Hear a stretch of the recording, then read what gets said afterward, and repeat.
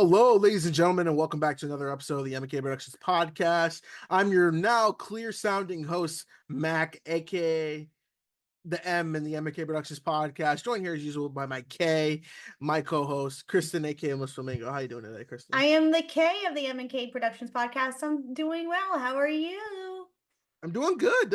I sound very much clearer, right? Yes, I have a blue Yeti mic, and you have upgraded yourself to a Yeti mic. Is that correct? Yes, I got it for free from a friend from work. Shout out to my boy at work. You know who you are. But he's like, I got a Yeti mic. I was like, okay. All these YouTuber streamers be using these mics, so figured why not? And it sounds pretty good. I tested it a few times with the Halloween reviews, and it sounds pretty well. So I'm excited to get to use it. The Bumblebee mic served me well. Yeah, now you've upgraded. It's a new phase. I guess of microphones. I guess the next phase would be like one of those cool mics that the streamers use that just hangs out. Oh yeah, like the one that like our friend Dom has from Talking TV, where like it bends down and stuff. Yeah, it's like one of those like the radio mics. Yeah, the studio mic. Yeah, nice studio mic. But yeah, on today's episode, we got a nice little episode for you. We're again on our new YouTube channel, so that is awesome. Today we're gonna go over some news story, and our friends at Shudder sent us another early access to one of their films. It's going to be coming out October 11th, called Daddy's Head, directed by Benjamin Barfoot. I'm sorry. Stars Julia Brown, Rupert Turnbull, Charles Atkin, and Nathaniel Martello White. We're going to be going over that after we reviewed VHS Beyond last episode, and then we're going to be going into what we got coming up for the next upcoming episodes. And once again, we have a Patreon. Make sure you go to our Patreon and make sure you subscribe to our Patreon as well. It's $1.50 a month with 7 days free. We're going to give a shout out to our Patreons again. We have supporting our channel, Audrey Hayes, Lily Maxima, and Darius French, aka D Riptide. Y'all are the real MVPs. And if you join our Patreon, it's $1.50 a month. You'll get a shout out on every new episode, and you'll get early access to big news. I actually posted a news update about our next episode, which I'm excited about because no one on this show knows who we have coming on for our live stream to talk about the new Joker movie, which I've heard the new Joker movie is bombing in theaters. And that's not we'll be discussing that very soon in the next few days. Yes, it's going to be live. We're going to be live on StreamYard and YouTube, and keep on the lookout for that. But Kristen, do you have anything else to add before we get into the news? No, but I'm just shocked we're not reviewing Daddy's Home. You mean the Mark Wahlberg movie? You know, I saw that in theaters. I was like 15 years old, and I thought it was the funniest thing. I kept like, I was pulling up the stuff, like I was like doing notes, taking, and I was like searching Daddy's Head, and it would just the autocorrect would be like Daddy's Home, and I'm like, no, not the Mark Wahlberg and Will Ferrell movie. What about Daddy's Home 2? No, you mean Daddy's Head, Daddy's Home 2? No. No, you silly little goose of Google Chrome. Good God. This is why you use Bing. Bing won't steer you wrong. Because it's not Google. Oh, God. But until then, and until our Daddy's Head and Daddy's Home 2, let's get right into the news. This is CNN, a network of Turner Broadcasting System. All right, so the news for this episode, I'll start off with it. So big news, Will Smith or Michael Bay are set to reunite for the first time in 21 years since Bad Boys 2, with Michael Bay making a new film called Fast and Loose, with Will Smith coming to star in. And the plot of Fast and Loose follows a man who wakes up in Tijuana with no memories. As he pieces together his past, he learns he's been living two lives, one as a crime kingpin and the other one as an undercover CIA agent. And right now it is in the works to just get everything in production. There's no release date for it soon, but knowing it's Netflix, I wouldn't be surprised if it's going to be coming out in 2026 or even late 2025. Yeah, I wouldn't be surprised at that either, especially if they get into production like ASAP. I wouldn't be surprised if they did not, unless they want to wait on Will's schedule. But yeah, I feel like this is something he's done before, but it feels similar. But you never know. Michael Bay has worked with Netflix in the past with Underground 6 with Ryan Reynolds, and that was a major hit. So only time will tell to see how the Will Smith film turns out. How do you feel about it, Mac? Oh yeah, it's whatever. Will Smith is coming back. Everyone's like, his career's over because he slapped someone. Like, no, it was on pause and he's fine. He's not gonna take a hit. Yeah. They had Bad Boys Ride or Die to this year, and that did well. So he's gonna be Hmm. good. And now I think with Will Smith, he still has star power to still go into theaters and do well. Because it's not like something where it's like, oh, it's Adam Sandler who he's been doing great with Netflix. But I think if Hmm. Will Smith decides to do Netflix a little bit more, I think he'd probably do very, very well. I know Hmm. the last time he did Netflix was Bright, which was, that was a movie. Um and Yeah, that was Joel Edgerton rip. yeah, I That just was a sad that was day a in cinema. that was a dumb movie. Yeah, bad, terrible movie. Do you remember there was like a song I think with whatchamacallit? Machine Gun Kelly, I think, I believe he or like did. G-Eazy or something like that. There was like, because That I was remember not it was that like, was not G Easy. I know that for a fact. Well, it could have been. Let me double check. Hold up. Soundtrack. because I Broken. remember there was like a music video for it, and I remember I think it might have been It was Machine Gun Kelly. yeah, Ex Ambassadors and BB Rexa, because I remember seeing the music video and I was like, what is this? It And was then I like was like, oh, this is from Bright. Like, what the heck? I didn't realize Max Landis directed this. I mean, he wrote it. What is happening, Mr. Landis? You were Max supposed to be Landis, my. that's a old thing. You're supposed to be the hero. You did Chronic. You wrote Chronicle. Damn it. He, But he but hasn't been doing well, no, Max but Landis. I'm excited to see what'll happen with it. So it'll probably do well. It's Netflix, Will Smith, Michael Bay. People are gonna watch it. Max Landis hasn't done stuff in a long time. He's just the last two things he did were like two short films. I'm looking on it now. Well, he has some essay allegations against him, so that's I probably why remember. he got black sheep. So yeah, that's not gonna work. Yeah, I remember that. I remember when he was on an episode of the Schmoes No Schmoes know, yeah. live show, and I remember I was like, okay, and I got weird like vibes from watching that episode, but it's now or never. Not now or never. Why am I saying that? I guess it's I don't know. Oh my god. I'm losing my train of thought on this. Maybe I should get to my new story now. Okay. So Mac, have you seen the latest drama romance film, It Ends With Us? No. Okay. Well, in the wake of Sony's success with Colleen Hoover, It Ends With Us was racked up 340 $44 million. $44 million. Oh my God, I can't say it. $344 million at the worldwide box office. Universal is getting in on the action, with the New York Times bestselling author having her landed the rights to her novel, Reminders of Him. No director or stars have been attached yet, but the film is set to be released on February 13th, 2026, just in time for Valentine's Day. So, the book has sold over 5 million copies and has been translated into 45 languages. And the novel follows Kenya Rowan, who returns to town after a 5-year prison stint, hoping to reunite with her 4-year-old daughter, but the bridges Kenya burned are proving impossible to rebuild. Everyone in her daughter's life is determined to shut uh, Kenna out, no matter how hard she works to prove herself. The only person who hasn't closed the door on her completely is Ledger. Ledger? Ledger. I don't know. That's like Heath Ledger. Is Ledger Ward, a local bar owner and one of the few remaining links to Kenna's daughter. The two form a connection despite the pressure surrounding them, but as their romance grows, so does the risk. Kenna must find a way to absolve the mistakes of her past in order to rebuild a future out of hope and healing. So I haven't read this book. I've read Colleen Hoover's It Ends With Us and It Starts With Us. I do have her other two books that are being turned into films, which are Verity and Regretting You. And Regretting You is going to star Dave Franco and McKenna Grace. So I'm curious to see how that's going to turn out. But now I'm going to have to pick up Reminders of Him. Well, at least the movie that has a ton of behind the scenes issues. If it makes $300 million, then you can get a sequel. You can adapt the next book. Yeah.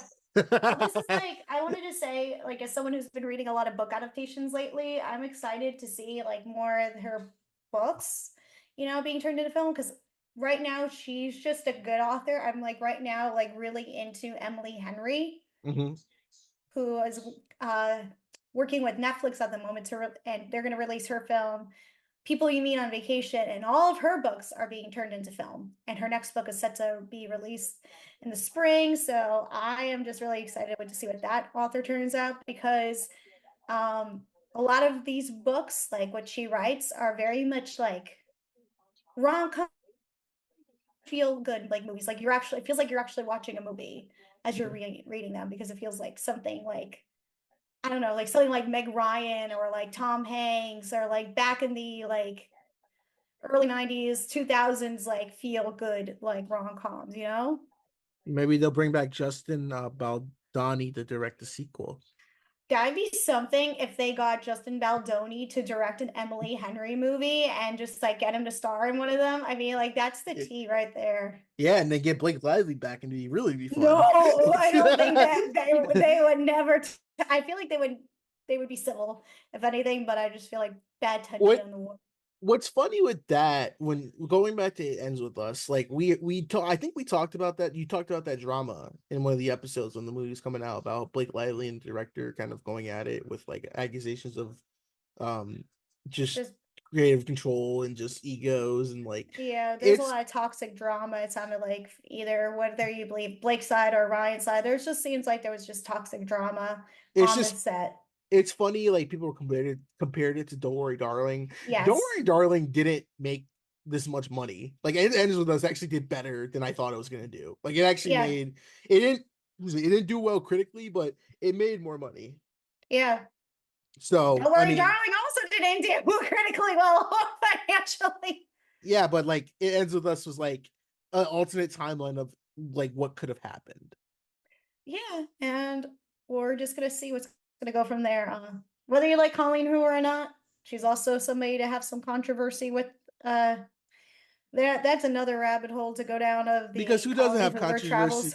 Who doesn't have controversy anyway? This fucking way. No, everybody has a story. Everybody's got controversies. Everybody's not perfect, but anyways, Mac, are you ready to move on to your next piece of news? No. Yeah, so my news topic. We got another video game movie that has wrap production. Sony's are you familiar with Sony's Until Dawn? Yes. Oh shit. All right. I wasn't expecting that. It's a video game, right? No, no, I just didn't expect you to know that. No, I'm familiar with my husband, and I don't remember if he's played it, but I'm familiar with But you know that Rami Malek was in the game. That's like one of the things, and I think Hayden Panettiere was in the game too. I could be wrong. I have to go back to that. But yeah, Until Dawn is getting a film adaptation, and according to director David F. Sandberg, it is done. It is wrapped filming, and I believe it's probably going to be released sometime next year, because it literally just wrapped filming. I'd say like in October when we're ending, but it says will most likely be ready to premiere by 2025. And if you're not familiar with Until Dawn, it's a choice-based kind of horror game, and it's about these teens in this remote part of like the woods and the snowing. It's winter, and they got to deal with these wendigos, which are actually based on real folklore, which is pretty cool. And there's a lot of twists and turns with it, and I don't want to spoil the game because this is actually a very good game. The remaster just came out for the PS5. It's not as good as the original one. I just say stick to the original. If you got a PlayStation, it's for free on Gold, I think, and you can give it a play. And yeah, Rami Malek was in this game. He was the brother, and there's something interesting with his character. But there's actually goes along too with the Watch Dogs movie just wrapping up production, or no, it's starting production too. So we're getting a lot of good video game adaptations. Until Dawn, I think could actually work for that, because it's like a horror movie, and I feel like that the right type of horror, especially if this is rated R, I think this will do really well with it. Yeah. So I'm excited. I'm curious to see. Until Dawn it's probably one of the craziest games I've seen playthroughs of, because there are some moments where it will genuinely scare the shit out of you. I was just gonna say, two things. Maya Mitchell's gonna star in it from Teen Beach Movie. Oh yeah. She's probably gonna be Emily. It doesn't say based on the credits, but I didn't watch it, but I knew of it because it was just heavily promoted, and they had. You've never seen Teen Beach Movie? No. I've seen Teen Beach Movie. Oh, okay. And no, but I was just gonna say The Fosters and the spinoff show of The Fosters, Good Trouble. Hmm. Like I'm familiar with that because she starred in that series. They tried Those to two shows. they tried to push her so hard as like one of the next big actresses, like back in Disney, because they had her in like everything. They had her in Teen Beach Movie. She was in Jessie and everything. And it's like I wouldn't say like she didn't take off. It just didn't go to that. I think she just had a different direction, and that's okay. Yeah, that's fine. It's like she's doing good. I mean, she was married to Viner Rudy meant They weren't like married. They Houston. did date I for mean, a while. they dated, which is a pairing I never. That's the random pairing. Yeah. And then now, I think, how do you say his name? Rudy? Yeah, Rudy? He's now dating one of the Rudy stars Menendez. from Riverdale. Wow, that man gets around. But yeah, My no, God, man. Maya Mitchell. Yeah, it's gonna be interesting to see what they do for this movie. They actually do have a pretty solid cast. They got Ella Rubin. She's from Rewrite, pretty good Broadway actress. They got Michael Cimino. I can't. God, Camino, who was Camino. on Love Victor. Victor. Yeah. Yep. You got And then I think he was also in the latest season of the Netflix series. It was the Mindy Kaling show. and he. We also got Which I can't think of Peter at the moment. Storm, Peter Stormare from Fargo. He's gonna be the doctor, which is gonna be cool. Cool. Never Yeah, have I ever. That was the role the show. I mean, he was in. So, and this is a Screen Gem film, so it's pretty good. And I'll even say that the writer, it's Gary Dauberman. He wrote the Conjuring universe. Some of the actually, okay, I'm worried now. I'm looking at this filmography. maybe. I'm like, I'm seeing so Hopefully, he actually. can bounce back. Maybe. I'll give him the first Annabelle movie because the Annabelle movie is good. But I'll give David some credit, the director, because at least he's worked on, I think, like a lot of horror projects in the, first of his career with Lights Out, and then, Annabelle, and at least the better Annabelle one. well, the Nun sucks though. But he did write the first It movie. Yeah. But he's also going to be penning the American remake of Last Train to Busan with the Last Train to New York whenever that's coming out. Yeah, and then he worked on Shazam and Shazam Fury of the Gods. So whether you like Shazam Fury of the Gods, I know it's not liked by many. I still enjoyed it, but yeah, we'll see how it turns out. I guess in next year. His newest film's out now with Salem's Lot, which we may cover later in the month. Yes. Yes. And then should we move on to my last piece of news before we move on to today's topic? All right. Okay. Now we're going to dive into some Edgar Wright news. Yes. Katie O'Brien is going to join Glenn Powell in Paramount's The Running Man. The Love Lies Bleeding and Mission Impossible 8 actress Katie O'Brien is joining Glenn Powell in Paramount's remake of The Running Man, helmed by Edgar Wright. The movie is based on the novel by Stephen King that the author first published under the pseudonym name Richard Bachman. Wright co-wrote the script with Michael Bacall, Simon Kinberg, Nira Park, and Wright is also producing. We are told, because I'm reading this from Deadline, we are told earlier today Running Man is set to open against Universal's Wicked Part 2 on November 21st, 2025. That's the Friday before Thanksgiving.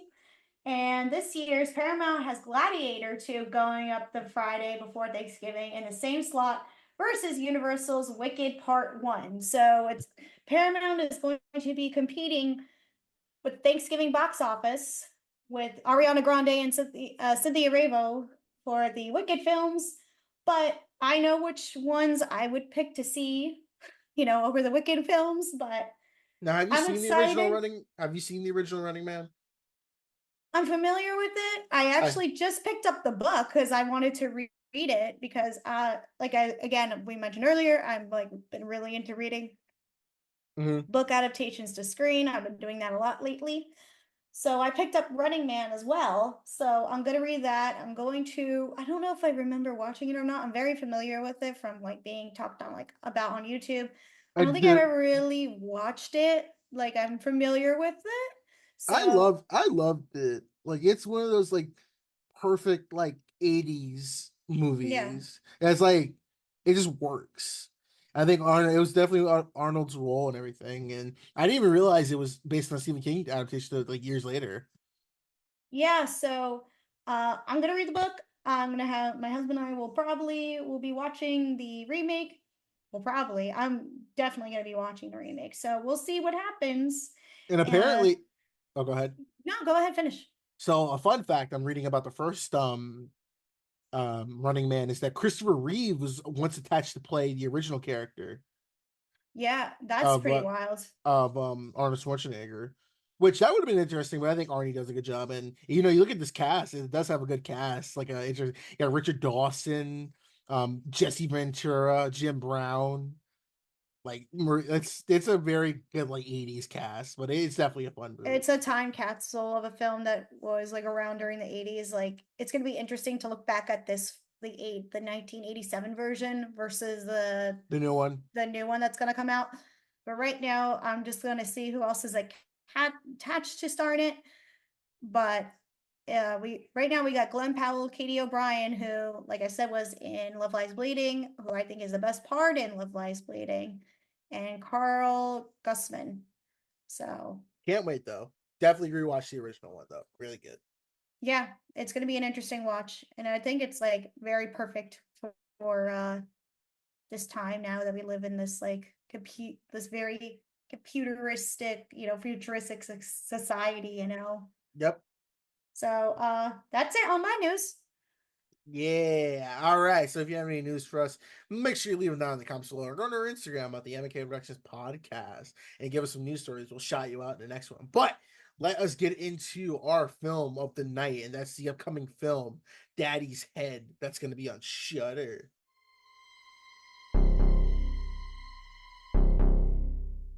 Alrighties, guys, let's jump into Daddy's Head. This is a brand new film from Shudder, and I want to thank the people over at Shudder for letting us review the latest film that's going to hit the streaming service on October 11th.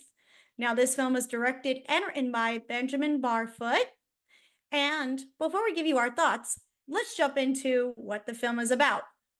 In the wake of his father's untimely death, a young boy is left in the eerie solitude of a sprawling country estate with his newly widowed stepmother. Struggling to navigate the overwhelming task of parenthood, his stepmother grows distant, leaving their fragile bond at risk of collapse. Amidst the growing tension, the boy begins to hear unsettling sounds echoing through the corridors and is soon haunted by the presence of a grotesque creature bearing a disturbingly familiar resemblance to his late father. As the boy's warnings are dismissed as the imagination of a grieving child, the sinister excuse me, y'all, entity tightens its grip on their crumbling lives. Excuse me, y'all. I couldn't say entity for a minute. I apologize. So, Daddy's Head. Again, gonna hit streaming on October 11th. Let's give our thoughts. Mac, what did you think of Daddy's Head? Was fine. I agree. It was a creature feature film, which was fine. I did like the premise of it because if you think about it, there are like a little underwhelming underlying messages of trauma and grief. So I feel like that's what maybe he was trying to go for. So that was interesting. Yeah, and it's funny because immediately when I was going through this, I thought of the Babadook. Oh my god, yeah, no, yes, yes, yes. I'm not a huge crazy fan of the Babadook. I'm like one of those people and I was like, I'm it was indifferent good. about Babadook. Yeah, I don't love it. It has like a lot. It's got some similar beats to the Babadook. A mother and a child that's a son. With the Yeah. Babadook. This one, it's a stepmother and a boy that she is like. It's not her biological kid, so it's like they're trying to connect, and it's just dealing with the passing of their significant others. So it's hard not to compare it to the Babadook. And I looked at it for itself by itself, and I just like the Babadook. I thought like the Babadook was fine. This was Oh. also fine. And here's the other thing.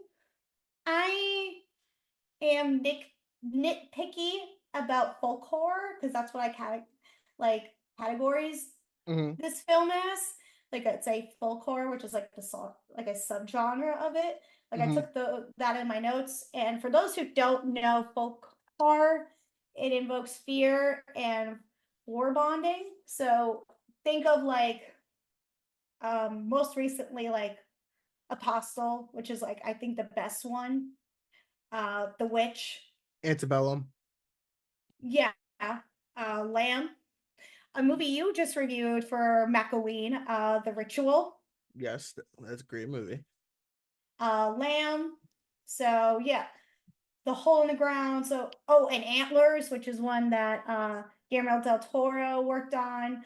So there's like some good and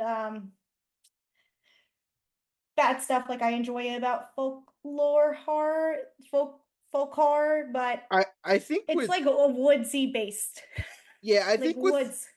with folklore horror like this, it's very I guess like I can say it's very niche. So, you have a film like I'll use The Witch, for example. The Witch is a great film. I think it's one of Robert I Eggers' would best films. prefer I would prefer that over this. Well, Yes. yeah, yeah. But I was just saying, like, something like that where it's well made, everything like that.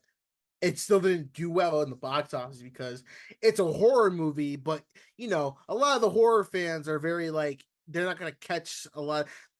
The normal audience goer going to a horror movie, they're not gonna look at something for like its lore. But people who are really in the horror genre, like the folklores and everything like that, they're gonna flock to these movies like this. So this movie will have an audience to it, but will it be a wide Yeah, it audience? definitely does. But we'll have a wide audience that's to be seen. Yeah. Um, but I will say the creature feature of itself, at least to me, you get a really good look at this creature at the end of the film. And the Yeah, design of the character is really well done. I must say that. I was very impressed with what I saw. I Because agree. first, what I saw was like what we get on the poster. Like Mhm. you hear like this distorted voice, you know, that doesn't sound perfect. It's like it kind of sounds like it's gargled and it's like, yeah. And then you see like this silver-ish head, like what you see on the poster. Like Yep. it's like you could see it like forming maybe what it's gonna become, or like what the boy and the mother are imagining. And it's very creepy. And I liked what it did with that, and like the like getting the audience to imagine what the boy is like interpreting. Yeah. So and how he's dealing with grief. Obviously we see what the mother goes through. She's like, you're not yourself when you're grieving like this. She's You're like, not yourself when you agree. What is this, a Snickers commercial? yes, honestly, you're not yourself. Imagine she just pulled out a Snickers. Now that's product placement. That'd be Yeah. awesome.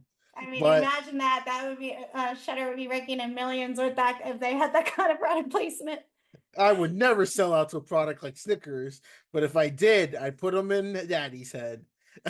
But that does bring the question too. I will ask, When you say you put like, them in Daddy's head, I just imagine like you say I put them in Daddy's head. Like imagine she's just like screwing off the top of like somebody's head, and there's just a jar of Snicker bars instead of like a brain.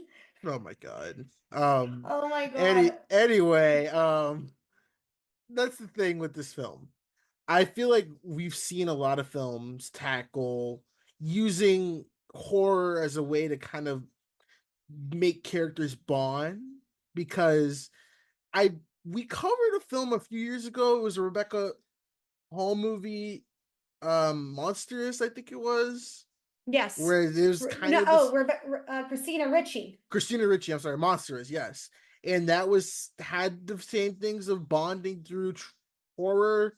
Like, how do you feel about the horror genre? Horror, oh yeah, the horror genre being used to sort of like kind of talk about real feelings like grief and like trauma and stuff like that. Do you think like it's a good medium to do it in to tell like more of a bigger picture, or do you feel like it's like depending on execution? It depends, I would say, on execution, but I think it's more exciting with horror because there's an ultimate fear set in it, and that's personally like what my choice of like genre to watch Yeah. compared to like, a drama or something like that. So I always get excited when there's like a new horror film like this where it's going to cover like a heavy subject matter like grief and dealing with something like that. It always gets me like interested and gets my wheels going in my head thinking like what's going to happen, how are they going to grieve, because everybody goes through stages of grief differently. Yeah. And like I said earlier, you're not always yourself when you're dealing with something like this. You're figuring out your emotions, you're figuring out what's going to happen with your life. So it's just interesting to see. So how do you feel, Mac? I just think I think it is kind of unique to just kind of take it because there are a lot of horror films I will say that do deal with heavy stuff.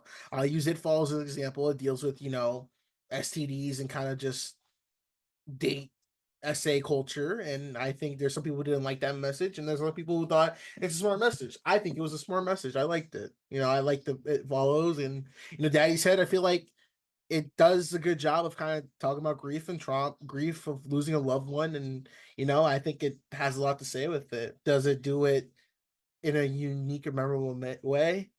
I mean, sort of, but I feel like I've seen this before. Yeah, I can definitely say that. Like, I'm still like iffy on it. I think the best review that also kind of says it from, like, because I'm looking at it on Rotten Tomatoes, somebody reviewed Uh-huh. it. Larry Clifford wrote a modern day folk horror examination of grief and longing. Despite its bizarre creature concept, it's not very scary and ultimately unsatisfying. I don't think it's as scary, but I think I was satisfied with what I watched, but it's not scary, like what Yeah. she's saying. Like, I wasn't terrified. Like, I did like the concept of the creature itself. Like, if you look online, there's a couple images like of what, you see, but I really like that. So, um, it's not bad, but I do want to say that Benjamin Barfoot did a lot with this movie because he not only directed and wrote the film, but he's also the editor and composer, Hmm. which I always love seeing, like, when a director can do like multiple roles. It's always like exciting for me to see because it's really like their vision and what they worked really like a lot hard on a lot for, wearing all the different hats, as an artist. So moving on to the cast, what did you think of the cast of Julia Brown and Rupert They did Turnbull? fine. Yeah, I Nothing to write home agree. about. I agree. I thought they fit their parts, right. I don't think they ultimately stood out, but I felt like Julia and Rupert really just kind of worked well together. Hmm. Their chemistry was good, but it's nothing I don't think I would ride home about, but Like I said, they do their parts justice. it works for the horror film because you need to have the mom and you got to have the kid. Simple as Yeah. that. Unless you get like someone who are people that are well known, cool, but if they're just here for this, they did a good job. Yeah, but I don't have too much else to say about it, but yeah, thought it was a decent watch. I'd say yeah, So, give it a watch if you wanna. Because is it a movie where it will make me think? Nah. no, But is it this is something? not like a film I would want to revisit. Nah, but it's like, is it still an entertaining watch? I'd say so. I'd say this is one of the films, like, if you're going through a Shudder marathon for the spooky season, give it a watch. Yeah, definitely. I like what they say, double toast it. We'll give it a stream it. Yeah, definitely. Grade it, Mac. What do you give it? C plus. Same. I also give it a C plus. I thought that, it was good. I always like checking out the horror films, like, what Shudder does. If you're gonna have a Shudder movie marathon watch, definitely give this one a watch. I think it's decent enough to entertain your time. I'd So say yeah. so, yeah. But yeah, that's I think it's going to wrap it up for us too. Make sure you check out Daddy's Yes. Head. It's going to be coming out on Shudder on October 11th. So give it a watch, and then go watch VHS Beyond too. Shudder's really killing it with their movies this month. This is their time to shine. But I think we should probably wrap it up. And Kristen, you want to tell the folks what we got planned next? Yes. Yeah. Coming up on October 13th, our live event of us going to review Joker with some special guests. Should we wait to tell? We should wait. Yeah. All right. Go to our Patreon to see who we're gonna have on. Yes, we will be revealing who will be joining us on Patreon in the next few days. So stay tuned for that. For our special Halloween episode, Mac and I are going to be reviewing Salem's Lot, which is now available on Max. So we're going to go give that a watch, and we're going to let you know all their thoughts on that.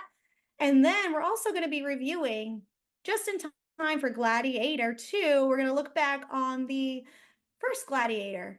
Yeah, when I was 4 years old and you were 9. No, I was not 9. How old are you? I was like 5. Oh my God. You're not a year older than me. No, because Gladiator came out in 2000. No, it didn't. It came out in 2004. Are you sure? Oh wait, no, it did. Never mind. I was 0. I was 0 years old. You were just a baby. Yeah, I wasn't even 1 yet. Wow. Jesus, it's been 24 years. Oh my God. Yeah, they're doing that as an anniversary. No. That's why we're doing it. 24. It's impossible. I was not. No, it can't be. No, this is one of those Mandela effects. I swear it came out in 2004. No, look it up. I see. I'm sitting looking right at in front of me. I know, but it's just like there's no way. Is that your own Mandela effect? I think back. It's like Berenstain Bears and Berenstain Bears, but I swear I thought for years this was in 2004, and I was like, oh, cool, 20 years, but damn, 20. They couldn't wait till next year to make it cool 25. They had to do like the even number, the 24. But okay, I have no control of that. That's crazy. Ridley Scott wants. That's crazy, man. I did not realize that it was 24 years old. Damn. Yeah. So damn. All right. Cool. that puts a lot of things in perspective with me. Yeah. That's what we have. Yeah. Oh my God. But yeah, that's gonna wrap up today's show. Fucking Christ, dude. All right. So yeah, until next episode with our live stream of Joker Dancer 2. Will we see if it's a bomb? Does it deserve the hate? Only time will tell. I've been Mac. This Sunday. This has been Mac. This has been Kristen. You've been listening to the M&K Productions Podcast. Peace. Bye.